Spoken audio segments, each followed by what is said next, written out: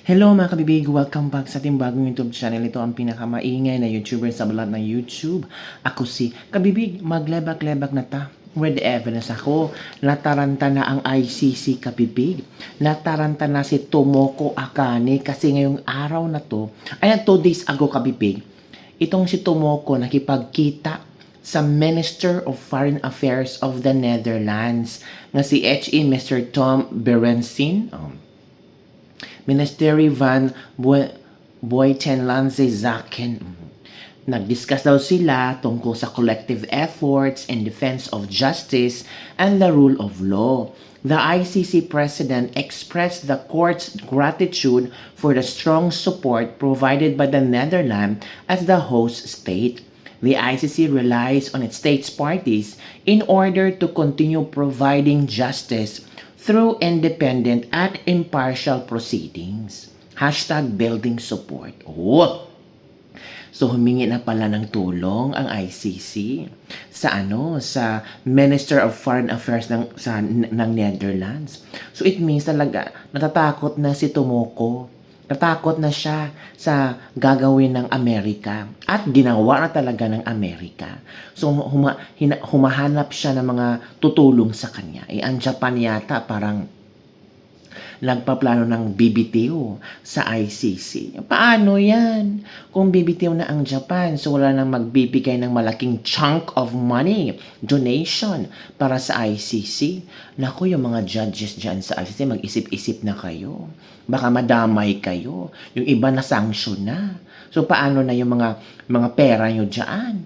So, I'm sure si Trump, hindi kayo hahayaang makaligtas.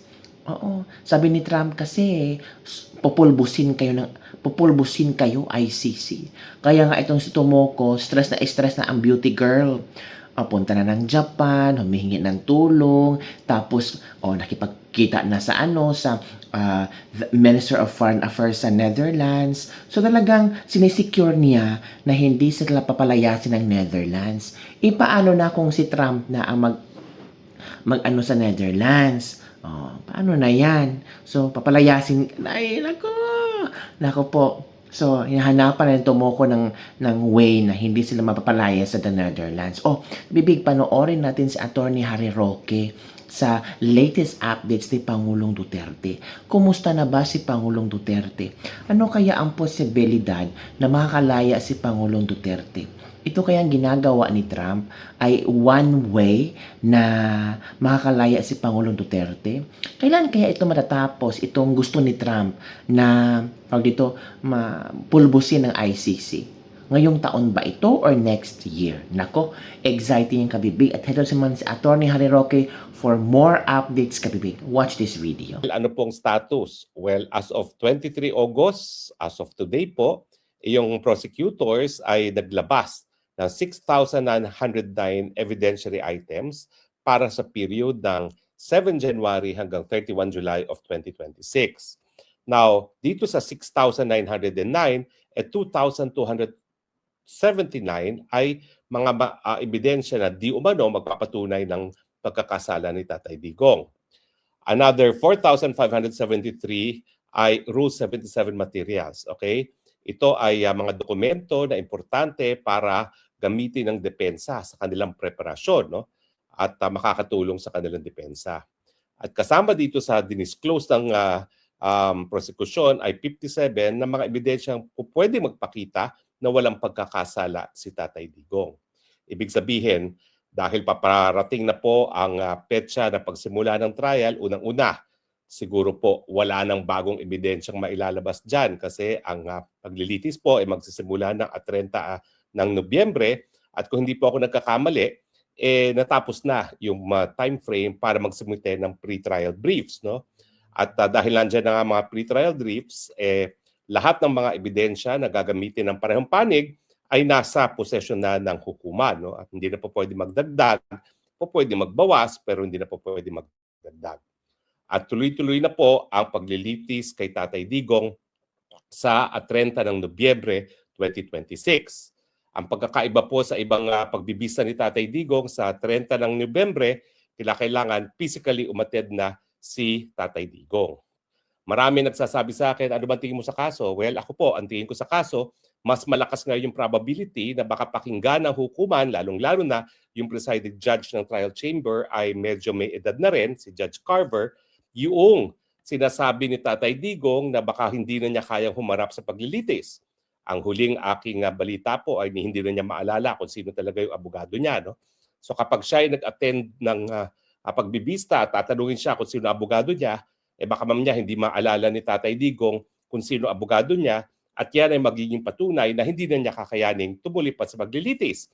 Kasi kung hindi niya maalala kung sino abogado niya, paano niya malalaman kung ano yung mga ebidensya na pwede niyang gamitin para depensahin ng kanyang mga sarili. Hindi sapat kasi na yung mga abogado ay pwede magpresenta ng ebidensya para depensahan si Tatay Digong. Dapat yung akusado mismo ang siyang magsasabi sa mga abogado kung anong ebidensyang dapat gamitin at kung hindi na kaya gawin niya ng isang akusado, yan ay isang basehan para sabihin na dapat itigil na paglilitis dahil hindi na nga kaya ng akusado na magbigay instructions sa kanyang mga abogado kung anong depensang gagamitin, anong mga ebidensya na isasalang sa hukuman. Nung una po, sa tingin ko, yung pamilya ay medyo, siyempre dahil ito po ay katandaan ng pagiging limot-limot, ay ayaw aminin ng ganyang estado ni Tatay Digong. Pero siguro in due course, naintindihan naman nila dahil 82 years old na si Tatay Digong, lahat naman tayo, nag-alaga tayo ng mga 82 years old, na mga lolo, mga lola, at alam natin na talagang datating tayong lahat dyan sa punto na magiging limot-limot na tayo. At ngayon, wala na pong kahihiyan na aminin na talagang limot-limot na si Tatay Digong at dahil dyan, dapat nang ma-dismiss ang kaso sa kanya dahil hindi na nga niya siguro maaalala kung sino man ang abogado niya, lalong-lalo na hindi niya maaalala kung ano yung mga ebidensya na pwede gamitin ng kanyang mga abogado para siya ay maabsulto sa mga kasong ito. Yan po ang batayan kasi ng hukuman kung kaya pang harapin ng isang akusado ang paglilitis laban sa kanya. Kung siya ay meron pang sapat na pag-iisip para magbigay instruction sa mga abogado kung anong ebidensyang gagamitin, at kung siya ay talagang nasa sapat na pag-iisip na malaman kung ano yung mga ebidensyang pwedeng gamitin para sa kanyang depensa. Kung hindi na niya kayang gawin yan, dapat ma-dismiss na. Dahil yan po, kapag magpapatuloy pa ang paglilitis, ay lalabag sa karapatan ng isang akusado na marinig.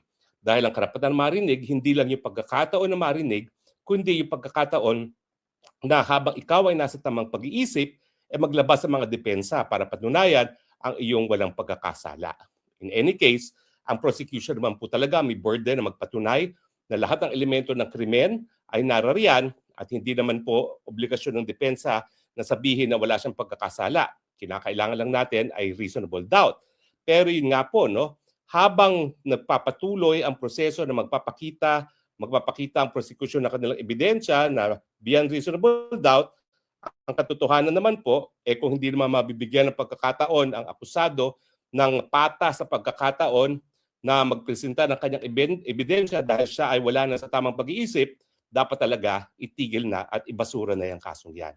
Pagdasal po natin na sa pagharap ni Tatay Digong sa kanyang takdang paglilitis sa 30 November, mapapansin ni Judge Carver at yung dalawa pa niyang mga kasama na talagang hindi na kaya ni Tatay Digong na harapin ang kaso dahil baka mamaya kapag tinanong siya kung sinong abogado niya, hindi na niya malalaman ang pangalan ng kanyang abogado. At dahil po dyan, magsisimula na yung proseso talaga para tignan kung kaya pa talagang harapin ang kaso, kung dapat bang magpatuloy pa or dapat nang i-dismiss. Pero ako sa tingin ko po, kumpirmado, hindi na niya maalala kung sino mga abogado niya, dapat ma-dismiss na yung kasong yan. Dahil wala na siya sa tamang pag-iisip na mag-utos ng tamang depensa sa kanyang mga abogado o di naman kaya magsabi kung ano yung mga ebidensyang nagpapatunay ng kanyang kawalang pagkakasala. Anyway, wag na po tayo magkaroon ng kahit anong alinlangan. Tanggap naman po natin na kapag 82 years old na, talaga naman pong malakas ang posibilidad na limot-limot na, bukod pa dun sa katotohanan na sa kanyang physical na kondisyon, talagang nadarapa na siya. At ito ay isang dahilan kung bakit nagkakaroon na siya ng special monitoring mismo doon sa kanyang detention facility, no? Dahil talagang miski ordinaryo naglalakad lang ay natutumba na. Ito po ay bukod pa doon sa mga bed sores na sinasabi ni BP Sara nung huli kanyang pahayag. Ito mga bed sores pong ito ay nangyayari kapag palagi nang nakahiga. At sabi naman talaga nung isang Pilipina nagtatrabaho dun sa detention facility na minamasdan si Tatay Digong kasi nga po daw palagi na lang nakahiga si Tatay Digong. No? At dahil po dyan, nagkakaroon siyempre ng bed sores dahil lang matagal ng paghiga ay siyang dahilan kaya nagkaka-bed sores. Sa totoo lang po, ako'y nag-alaga ng lolo't lola. No? Talaga pong dahil ako lang natira sa Pilipinas, inalagaan ko sila mula 80 anyos hanggang sila pumanaw ng mga around 85, yung aking lola, 87 yung aking lolo. At talaga naman pong itong edad nito, simula na po yan na magkakaroon talaga sila ng hindi lang limot-limot na pag-iisip, kundi sila po ay nagiging parang bedridden na dahil nga po sa kanilang katandaan. Lalong-lalo na kung wala namang pagkakataon na magkaroon ng regular exercise gaya ng paglakad-lakad na hindi naman po pwedeng gawin ni Tatay Digong habang po siya ay nakadete na. Pagdasal po natin. Pero ang estima ko, pag nagsimula ang trial sa 30 November 2026, makikita ng mga huwes ang asta, ang pagkatao, ang tignit, ang tindig at pagkaisip ni Tatay Digong, baka lang po, pagdasal po natin yan, hindi ko sinasabi na ito yung mangyayari, pagdasal lang natin na pag nakita na nila ang estado ng pag-iisip at estado ng pangangatawan ni Tatay Digong, baka mapauwi siya ng first 2 quarters ng 2027. Kampante po ako na dapat makita lang nila sa sariling kanilang mga mata, marinig ang mga sagot ni Tatay Digong para sila ay maniwala na hindi na kaya ni Tatay Digong. Ito ay bukod pa dong sa regular medical examinations and psychological examinations na pinag-utos na rin ng hukuman. Dahil nga po si Judge Carver bilang isang senior judge, medyo meron na ring edad, ay nakakaintindi sa kalagayan ni Tatay Digong. Hari nawa, pagdasal po natin para makauwi na po si Tatay Digong. Pag-usapan din po natin na ang latest doon sa hakbang na ginagawa ng Amerika para buwagin ang ICC ay linagay po sa sanctions yung presidente mismo ng ICC, isang Haponesa, si Judge Tomoko Akane ng Japan, at isang senior lawyer na si Abdoulaye Saye ng Senegal. Si Judge Akane nga po ay isang presidente ng ICC. Siya ay tumatayong pinakamataas na hukom sa ICC at siya ay nailagay sa sanctions dahil siya daw po ay sumapi doon sa effort ng ICC na kasuhan ng mga tao na gaya ng Pilipinas ay hindi na po tinatanggap ang jurisdiksyon ng ICC. Itong sa Abdoulaye Saye naman po ng Senegal ay isang senior lawyer, senior trial lawyer na naging kabahagi rin ng effort na kasuhan ng isang tao, si Prime Minister Benjamin Netanyahu na isang Israeli, isang bansa na hindi po ever naging kasapi ng ICC. Ang ibig sabihin po niyan, ang kanilang mga properties at saka mga financial interest na sakop ng US jurisdiction ay frozen at pinagbabawalan po kahit sinong Amerikan na mga tao o mga negosyo na magbigay sa kanila ng pondo at mga kalakal or serbisyo at sila po ay linalabas doon sa American financial system. At meron din po silang ban para pumasok ng Amerika. Now, a matter of time po bago talaga sumuko ang mga empleyado ng ICC na merong financial sanctions kasi bagamat ang bangko ng ICC ngayon ay mga European banks, meron pong batas ang Amerika na nagsasabi na kapag merong sanctions, yan ay pinapatupad hindi lang doon sa mga branches sa Amerika mismo, kundi sa lahat ng mga korporasyon na merong negosyong ginagawa sa mga American na mga businesses. At habang nagkakaroon po yan ng tinatawag nating money transfers o mga pondong dumadaan by wire service doon sa mga American wire transfer system at wala naman pong ibang alternatibo kung hindi yung mga American system na yan, ay hindi dapat sila magkaroon ng any financial transactions. Ibig sabihin, mawawalan po ng bangko itong mga opisyalis neto at pag wala pong bangko, mahirapan talagang mabuhayan. Dahil miski kunin nila in cash ang kanilang mga sweldo sa ICC, magbabayad lang sila ng cash. Karamihan naman po sa kanila ay hindi talaga nakatira sa dahig. Nandun lang sila dahil sa kanilang mga trabaho.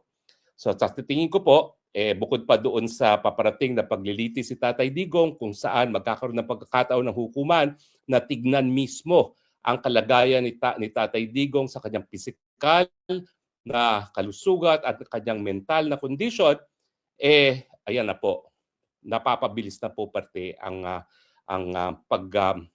pagpapatay, ng Amerika sa ICC bilang isang institusyon, isang dahilan din para mapabilis ang pag-uwi ni Tatay Digong. Alam niyo po, hindi kinakailangan na tuluyan ng mabuwag ang Amerika ang ICC para makauwi si Tatay Digong, ha. Sapat na po siguro kung gagamitin ng ICC si Tatay Digong bilang ehemplo na kinikilala nila ang pagkakamali nila na sila ay nagpupumilit na mag-exercise ng jurisdiction gayong ang Pilipinas ay bumitiw na sa ICC jurisdiction. Kapag ginawa nila ito po isang napakalakas na pamamaraan para makumbinse yung iba pang mga miyembro na hindi pa bumibitiw at nag-iisip na bumitiw na baka naman umaamin na ng pagkakamali ang ICC, iatras na ang kaso laban sa mga bansa na hindi naman kasapi ng ICC. Kasama na po dyan ang bansang Russia, ang bansang Israel, at syempre at ang bansang Pilipinas. Kung ako naman ay estado na kabahagi ng ICC at nais ko pa talaga mabuhay ang ICC, gagawin ko na yan. Iatras ang kaso laban kay Netanyahu, laban kay Vladimir Putin at laban kay Duterte, kesa naman tuluyang mabuwag ang hukuman dahil mas mabuti na nga na meron tayong hukuman na matatakbuhan ang mga biktima ng mga pinakakarumal-dumal na mga krimen kapag wala na pong lokal na hukuman na pwedeng magbigay ng katarungan. Pero gaya nga po ng Pilipinas, hindi naman po saradong mahukuman. Lahat na nagsasabi na sila di umano naging biktima ni Duterte, pwede naman po silang maghain ng kaso sa Pilipinas. So kung nais nila talagang isalba ang ICC bilang isang institusyon dahil kinakailangan natin na yung mga bansang hindi na gumagana ang hukuman ay magkaroon pa rin ng pamamaraan para magkapagbigay ng katarungan sa kanilang mga mamamayan, i-dismiss ang kaso kay Tatay Digong, kay Putin at kay Netanyahu. Well, yan naman po ay kung gusto talaga nila na wag nang mabuwag ang ICC gaya na nangyari ng naunang nagkaroon na po kasi ng naunang tangka na magkaroon ng ICC pero hindi po yan nagkaroon ng katuparan dahil nga po hindi sinuportahan ng mga makakapangyarihang bansa.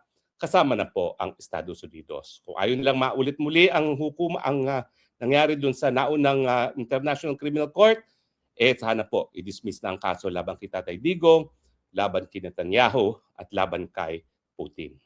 Well, maraming salamat po sa inyong patuloy na pagtangkilik, ha, at sana po patuloy niyo inyong pamamahinga itong araw ng pahinga, itong araw ng linggo. Ito po inyong spokes ng bayan nagsasabi, I love you Philippines, you're the only country that I have, the only country that I will love. So yun na yun, kabibig.